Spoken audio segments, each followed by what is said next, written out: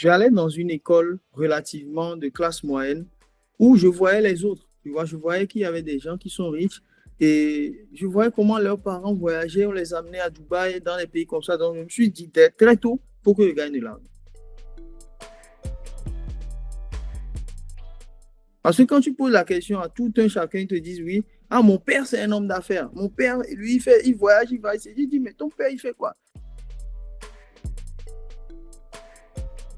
Donc, c'est ça qui m'a donné déjà l'envie de me dire très tôt dans la vie que, il faut que j'aille chercher comment aussi on fait pour gagner autant d'argent, pour te permettre de voyager et tout ça.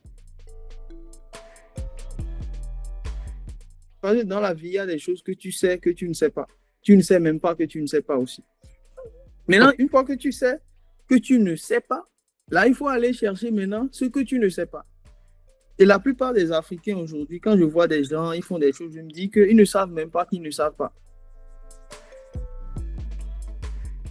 Bonjour, bonsoir tout le monde. Je suis super content parce qu'aujourd'hui, j'ai la chance de recevoir un ami, euh, quelqu'un avec qui aussi on a collaboré sur de multiples projets et un parcours assez atypique qu'on va traiter pendant cette entrevue. Donc, vous êtes sur le podcast Débrouillard, le podcast qui décortique l'entrepreneuriat sous toutes ses coutures. Ici, on parle de business, de stratégie, d'état d'esprit et surtout, on vous donne des clés actionnables pour scaler vos projets. Que vous soyez entrepreneur, freelance ou en reconversion, ce podcast est votre allié pour avancer avec des stratégies éprouvées. Donc, aujourd'hui, j'ai donc le plaisir, comme je disais tantôt, d'accueillir cet invité exceptionnel qui a su transformer des défis en opportunités et bâtir un empire en partant de zéro. Augustin Caglozone. Qui est Augustin? Salut. Salut Guy. Oui. Qui est Augustin? Qui est Augustin? Je dirais que je suis encore un étudiant de la vie. J'apprends, mais je suis par-dessus tout quelqu'un qui aime le business. Donc, je suis un entrepreneur. Je fais de l'entrepreneuriat dans le physique et aussi sur le digital. Dans le digital surtout parce que je me suis rendu compte qu'il n'y a pas meilleur moyen d'impacter la vie des gens que de passer par tout ce qu'on connaît aujourd'hui comme réseaux sociaux, Facebook, etc., Google, comment ça s'appelle, YouTube, Instagram, tout ça. Franchement, je pense que c'est l'avenir, en fait. Hum, hum. Augustin, toi, tu as un parcours quand même assez atypique. Tu as fait plein de choses. Tu Oui, oui. as fait, t'es expert, t'étais et tu es toujours expert en génération de clients via LinkedIn. C'est le canal que toi tu utilises principalement pour l'une de tes activités qu'on va parler plus tard, le négoce. Consultant en stratégie d'acquisition, ton parcours est l'un des plus inspirants du game. Je trouve, ça c'est mon avis personnel. Tu es parti quasiment de rien. Tu as réussi à générer quasiment plus de 3 millions de dollars pour Mhm, tes clients grâce à des méthodes uniques sur LinkedIn. mhm, Et pour toi-même mhm. aussi, tu as formé, accompagné des centaines d'entrepreneurs. On en a accompagné certains tous les deux sur Enfin, oui, certains trucs, on était ensemble. en Oui. collaboration.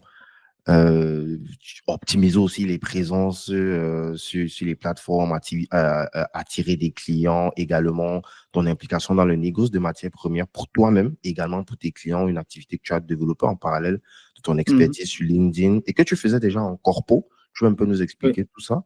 Mais c'est pas oui, tout. oui. Ton parcours aussi marqué par des défis incroyables.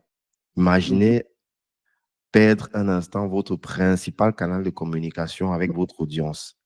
Eh bien, c'est Bien ce sûr. qui, c'est ce qui est arrivé à Augustin. Sa chaîne YouTube avec plus de 112 000 abonnés a été supprimée du jour au lendemain.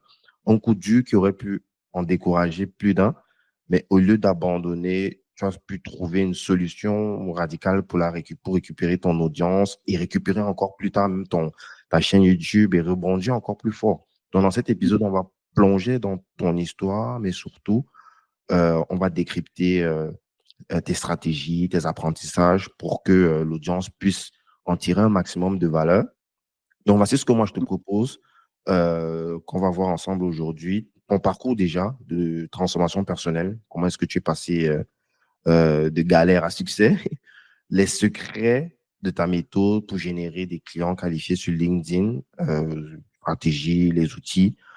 pourquoi LinkedIn est l'un des leviers les plus puissants, même si après on va parler des autres canaux comme YouTube sur lesquels Mhm, tu t'es appuyé pour radicalement mhm, scaler ton activité. mhm. On va aussi parler de ton activité de négoce de matières premières, les opportunités que cela représente, l'histoire incroyable de la suppression de ta chaîne YouTube, comment est-ce que tu as su rebondir face à cette épreuve, et ta vision globale de l'entrepreneuriat en Afrique et ailleurs, donc tes conseils pour ceux qui veulent réussir, quoi. Donc, installez-vous confortablement, prenez de quoi noter et préparez-vous à une conversation pleine de pépites et d'inspiration. Donc, Merci. yes. Augustin, dis-moi, déjà, j'ai essayé de creuser pour savoir comment est-ce qu'on s'est connecté la première fois. Je n'ai pas retrouvé la date exacte, mais je sais qu'on s'était écrit sur Facebook, mais je ne sais pas si c'était le premier point de contact. Je crois, oui, je crois. Bon, je crois à l'époque, je te voyais, tu faisais beaucoup de choses, tu faisais le podcast aussi. Mhm, Et c'était la première fois que je me lançais parce que moi, j'ai été salarié, tu vois. mhm, Je voyais tout ça, comme beaucoup de salariés qui nous voient en ce moment. mhm, Et je me disais que j'allais changer, mais je voyais tout ce que tu faisais. Je me suis dit, mais waouh, voilà des gars qui font des choses incroyables. Et il faudrait quand même que je te contacte. Et c'est comme ça que je t'avais contacté. Mais je t'ai contacté au moment où j'avais laissé tomber tout ce qui est salarié et je voulais démarrer mon business en ligne. mhm. Hmm. Ah, ok, je vois un petit peu. Et je me rappelle qu'à l'époque, là, tu faisais quand même un peu de post-blog. Je ne sais pas si c'était sur LinkedIn ou sur une autre Sur plateforme. En tout LinkedIn, cas, tu écrivais. Facebook, Ouais, tu LinkedIn, c'est communiquais sous forme de texte. Tu faisais beaucoup de le textes. test. Et Oui. je sais que c'est à ce moment que quand je parlais de vidéos, ils disaient que, mais regarde, parce que je crois qu'au début, tu voulais un peu faire des trucs sophistiqués. Je dis que, mais regarde, je fais des trucs, des lives derrière, j'ai pas de trucs derrière, c'est pourri et tout. On s'en fout. Le plus important, c'est que tu lances, tu vas améliorer les trucs après. Et puis, c'est vraiment impressionnant de voir plus tard comment tout ça, ça a pété. Et Hmm. je veux absolument qu'on revienne sur ton parcours. Donc, vraiment, Hmm. comment est-ce que euh, avant que tu n'arrêtes justement de travailler en tant que salarié, d'où est-ce que tu viens déjà? Du Togo. Moi, je suis né au Togo, mais j'ai les deux, hein. Je suis béninois, mon père est béninois.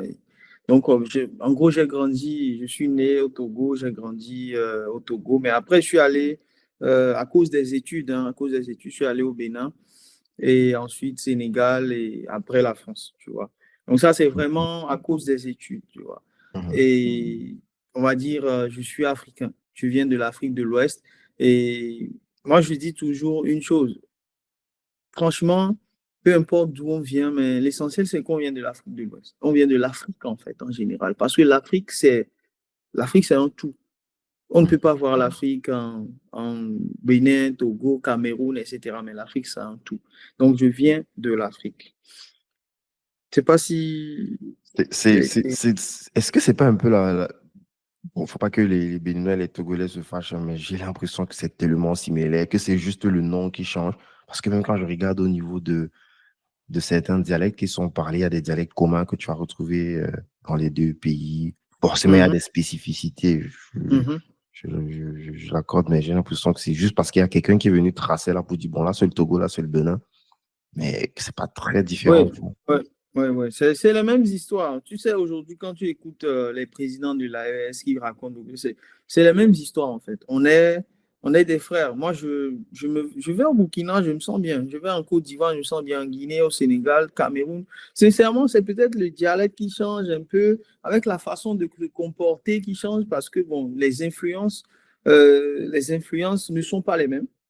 Mais tout change. Et ça c'est une des choses aussi que, parlant de parcours, moi, mes influences, c'était, en fait, trouver, si je veux résumer la chose comme ça, c'est trouver comment les gens font pour gagner de l'argent, être libre et aussi avoir la vie qu'ils veulent. Parce que moi, je pense que je suis parti d'un niveau de la vie où je n'avais pas ce que je voulais. Mhm. Tu vois, genre, j'avais pas un chauffeur qui m'emmenait comment dirais-je, comme À mes enfants l'école? aujourd'hui à Ouais, l'école, ouais. j'avais pas j'avais des parents qui n'avaient pas les moyens de m'emmener en vacances pendant les vacances. Donc, les vacances, tu vas chez l'oncle ou bien chez la tante et tu restes là-bas. C'est les vacances, ça, tu vois. Et moi, dans le même temps, j'allais dans une école relativement de classe moyenne où je voyais les autres. Tu vois, je voyais qu'il y avait des gens qui sont riches et je voyais comment leurs parents voyageaient, on les amenait à Dubaï, dans les pays comme ça. Donc, je me suis dit très tôt, pour que je gagne de l'argent.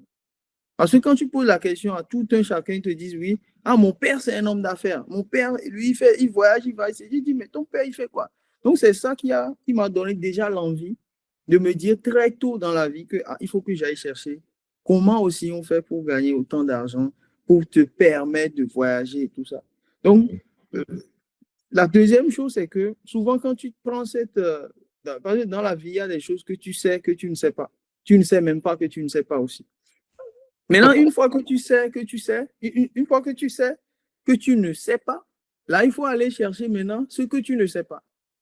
Et la plupart des Africains aujourd'hui, quand je vois des gens, ils font des choses, je me dis qu'ils ne savent même pas qu'ils ne savent pas. Tu me fais trop penser à Rigobert, sur lequel il dit, quand tu sais que tu es en danger, c'est que tu n'es pas vraiment en danger. C'est lorsque... Tu vois? Mais c'est tellement pertinent ce que tu dis. C'est tellement pertinent parce que c'est la base de tout, quoi. Le fait d'être conscient du fait que tu aies l'information ou pas. Parce que ça commence par là. Si c'est que tu n'es même pas au courant que tu es dans la mer, non, c'est que c'est... tu es mort. Et c'est ce qui Ouais. nous arrive en Afrique la plupart du temps. Beaucoup de gens ne sont pas au courant qu'ils sont dans la merde. Et tu sais, le vrai problème de l'école en général, de la société, du gouvernement, bref, de tout le système, c'est que on nous pose des problèmes et par exemple, à l'école, on te pose un problème et on te dit de trouver la solution. C'est ça. Et on te dit mathématiques, problème.